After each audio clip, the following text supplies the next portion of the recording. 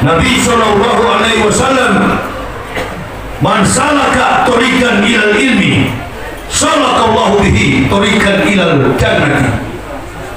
Barang siapa menempuh jalan menuju majelis ilmu, maka Allah subhanahu wa ta'ala akan meringankan langkah kakinya menuju surga. Amin ya Allah ya Rabbal alamin. Betapa berharganya, betapa bahagianya seseorang yang mendapat petunjuk. Laqad arsalna ayatin mubayyinatin wallahu yahdi may yasha'u ila siratin mustaqim. Itu dasarnya orang masuk Islam. Laqad arsalna ayatin mubayyinatin wallahu yahdi Fayasya'u ila siratin mustaqim. Kata Allah, sesungguhnya kami sudah menurunkan ayat-ayat yang memberi penjelasan.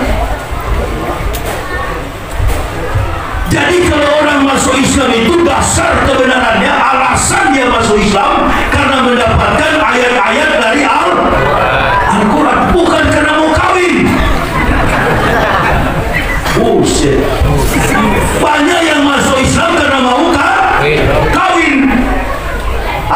Makanya ada orang dari kafir masuk Islam mondar-mandir karena masuk Islam tidak mempunyai dasar kebenaran Al-Quran. Sementara ketentuan dasarnya imannya tauhid didasarkan pada pemahaman laqad ansalna ayatin mubayyinatin.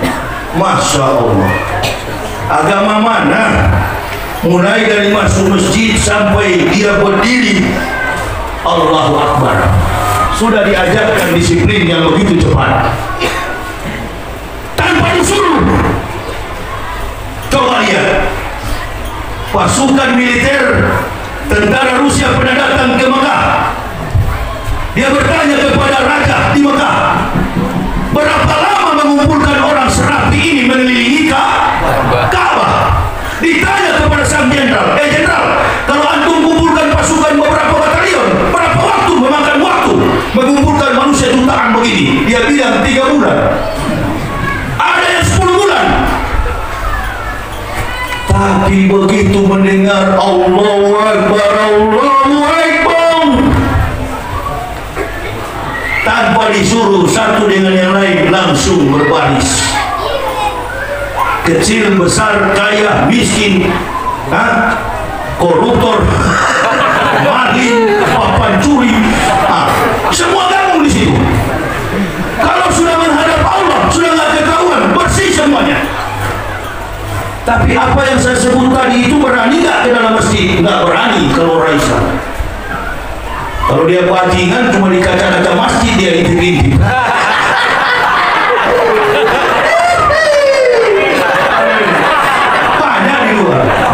Bajingan pengik, nggak usah tersinggung. Di dalam juga belum tentu lebih baik daripada di luar. Tapi yang namanya setan selalu nggak pernah ke dalam. Ini untuk menghibur yang di luar.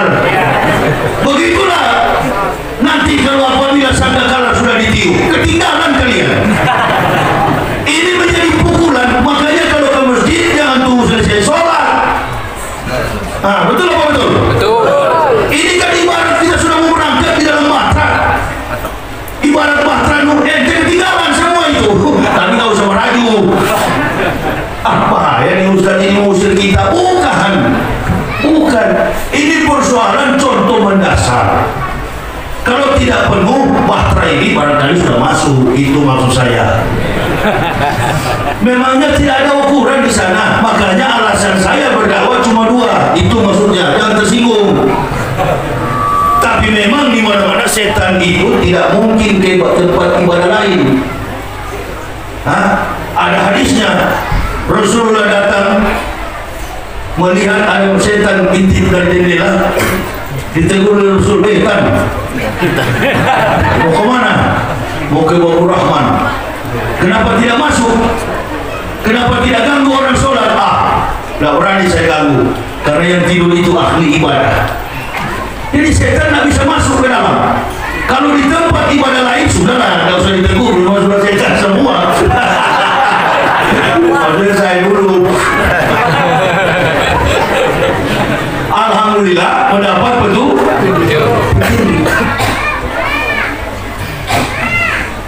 saya mempelajari,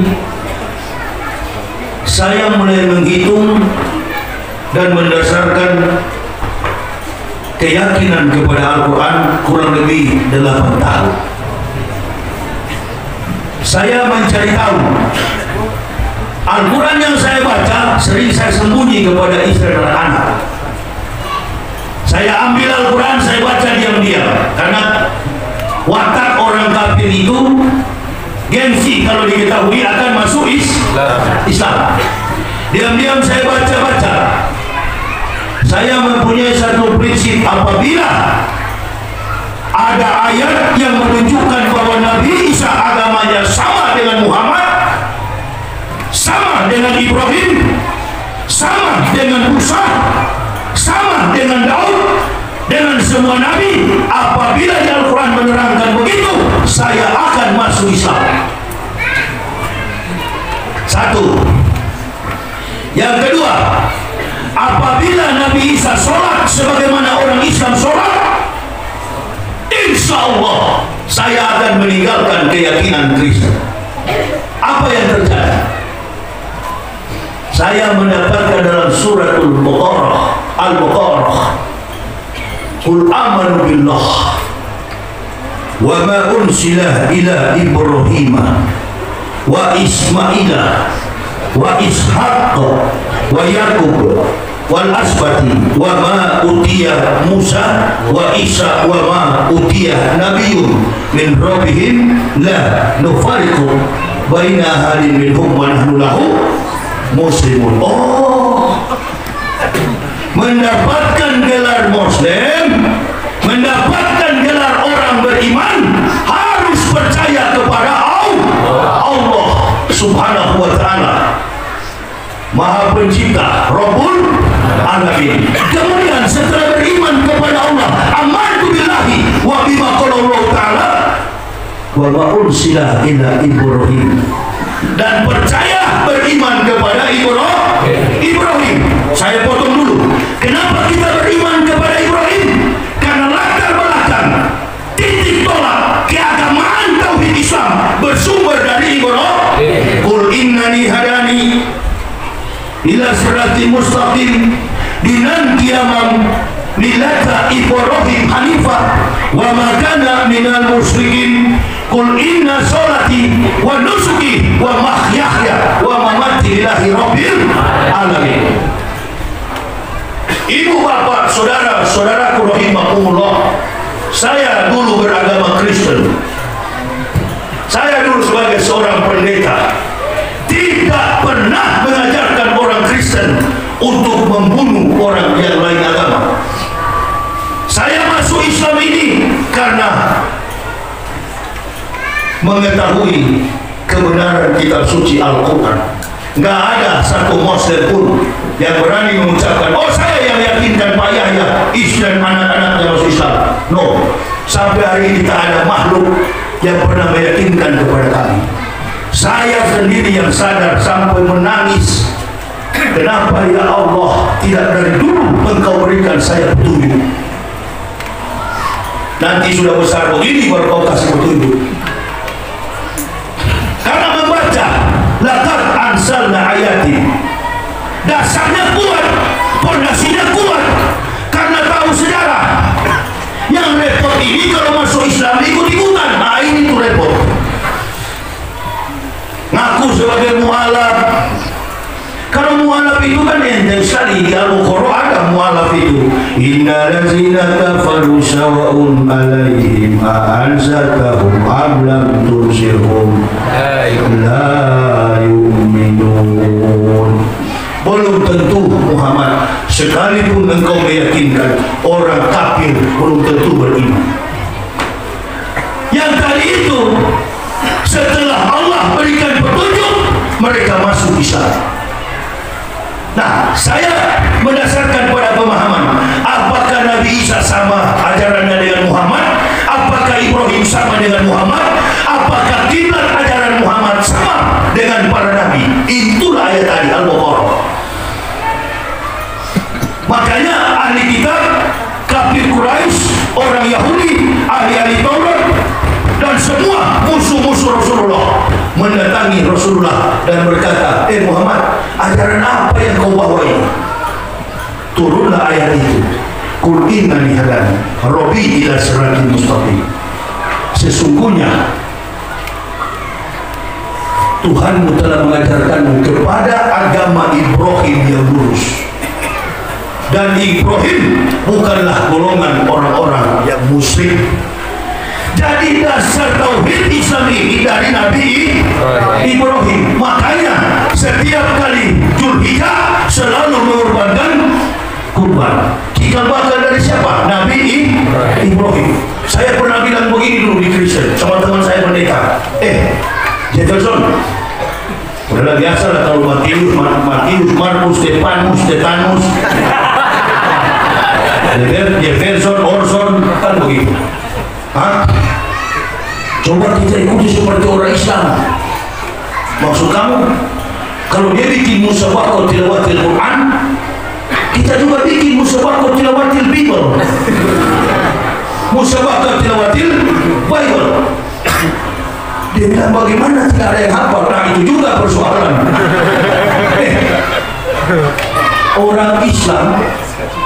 Orang Islam umur 5 tahun, umur 3 tahun, bahkan ada yang 1 tahun sudah menghafal beberapa juz Quran.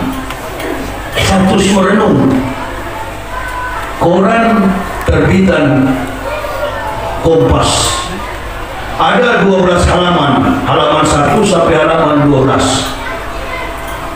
Bisakah kira-kira Bapak Ibu kalau ada koran apa ini? Koran apa namanya? Padang apa Sumbar?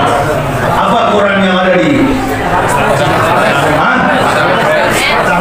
Padang Express? Berapa halaman dia kira-kira?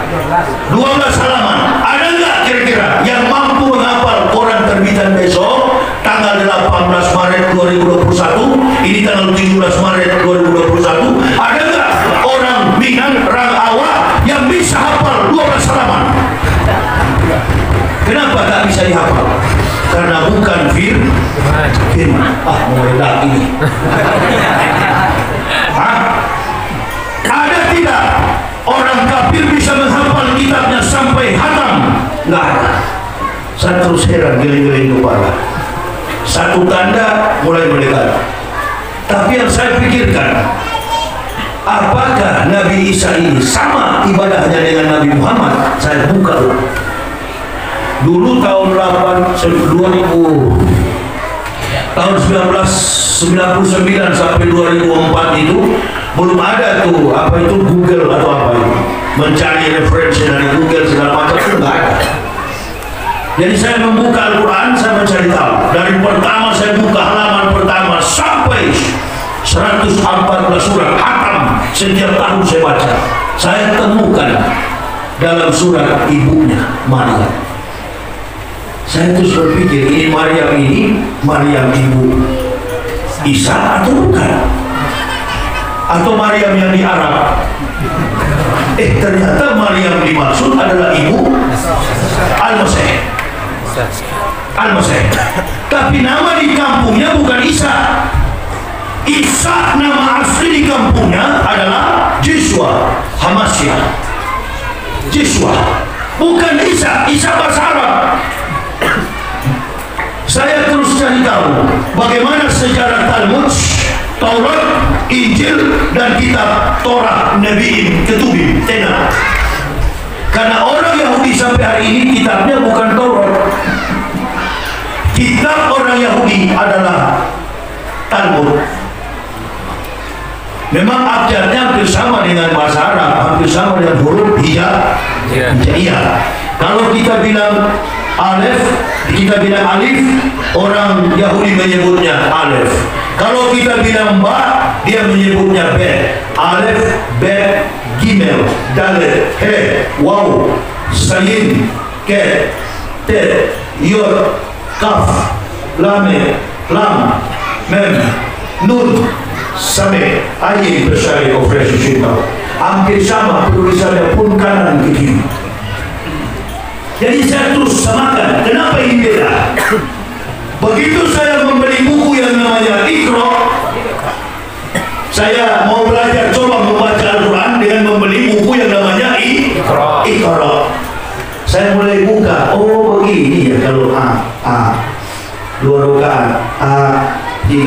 3 harokat, bukan rokat, 3 harokat. Apa harokat?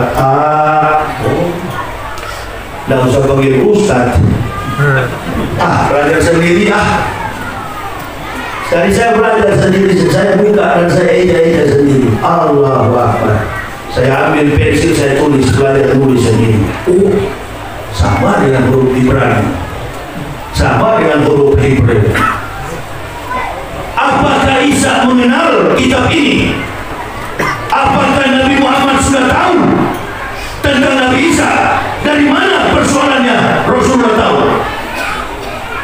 Dan dari mana Isa tahu tentang Nabi Muhammad? Sementara mereka hidupnya rentang waktu yang begitu jauh. Isa dilahirkan 6 sebelum Masehi, Nabi Muhammad dilahirkan 20 April tahun 571. Berarti jarak antara Nabi Isa dengan Nabi Muhammad 576 tahun. Karena Al-Masih dilahirkan 6 sebelum Masehi, Nabi Muhammad lahir 20 April tahun 571. Yang menyampaikan akan datang Nabi Muhammad satu-satunya dalam Al-Quran ternyata Isa Al-Masih.